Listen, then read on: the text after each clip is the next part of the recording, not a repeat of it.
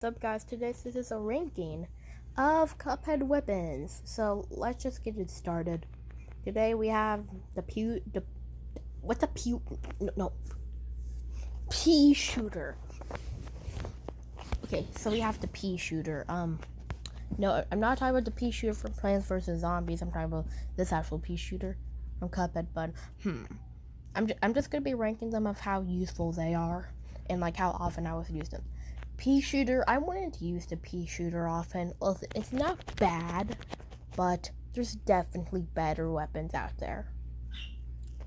Like, it's definitely the most basic weapons. Like, and there's a lot of other weapons that are better than this. But challenge wise, like doing like an only pea shooter run, I can't get you a log of video, so I'm gonna put it cool. Homemade missile, or like the chaser, or whatever you want to call it. This one, okay, here's the thing. I feel like a lot of Cuphead players use this one in the beginning until you realize that it kind of sucks. Like, I feel like a lot of people use the chaser at the very beginning when they play Cuphead until eventually they realize it kind of sucks. Like, it's not the worst weapon. There's definitely another worse weapon out there. But the chaser isn't really good. If you're wondering, why is it not very good? Wouldn't it be super amazing? First of all, I am Vegeta. Second of all, there's a better version of the chaser, which we'll get into later. Third of all, it makes your damage weaker. So getting like an S rank or like an A plus is basically almost impossible with using the chaser. So yeah. So for my opinion, don't use the chaser. Just use its better version, which we'll get into later, like I said. Use its better version. So I'm gonna put that one as bad. I do feel like it's not that bad. Like, if you're a beginning player, it's actually pretty good, but when you get later, like when you reach expert mode, I feel like that's the time where you should just not do it. Whatever. Spreader. The spreader, this might be controversial. Put in the best weapon tier. Because, let me explain why. First of all, if in so many fights, it's super good. Like, in the root pack, it's, oh my god, birds, can you shut up? Like, in the root pack, yeah, it's pretty decent, especially for the onion fight. Like, the onion fight's not very hard, but just, yeah. Goopy Legrand, and I feel like the roundabout's better. Cagney Carnation, yeah, it can be good. I would prefer the roundabout, but whatever. Ribby and Croak, yeah. Like, Beppy the Clown is one of my biggest examples. That's like, you can do like in the third phase, when Beppy the Clown is like riding on the donkey and you get under him using the spreader, oh my god, you could do it like insane amount of damage. Like, you could do insane amount of damage. So the spreader is really, really good. And the devil fight, and the spreader, like one other weapon and the spreader is my usual go-to.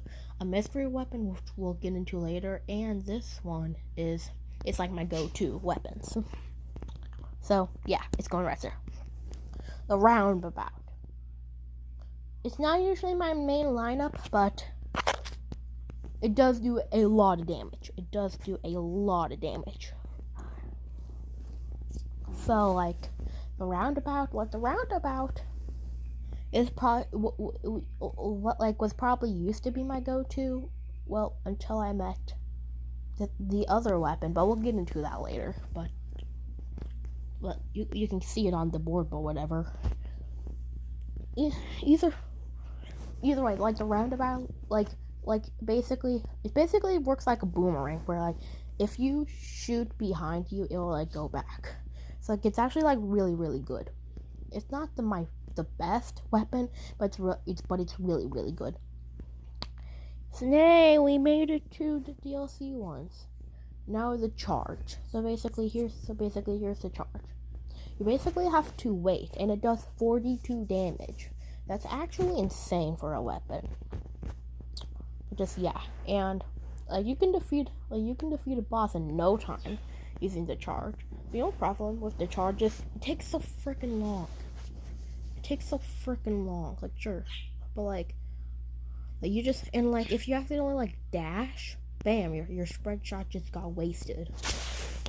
So I do think it's excellent, but not anything amazing. Unlike the convert shot, which is super good. And like one a